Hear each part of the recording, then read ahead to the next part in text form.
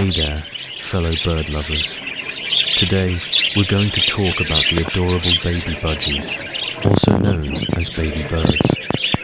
These little feathered friends are a joy to watch, and they're a great addition to any bird lover's family. Now, let's talk about the chairing process. Chairing is a process that involves feeding baby birds a specific diet to help them grow and develop. It's important to remember that each bird is unique, and their dietary needs may vary. Always consult with a veterinarian or a bird expert before starting any feeding regimen. Remember, it's our responsibility to take care of these beautiful creatures and provide them with the best possible care.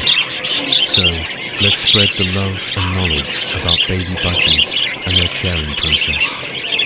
Thank you for tuning in, and don't forget to follow and subscribe for more bird-related content.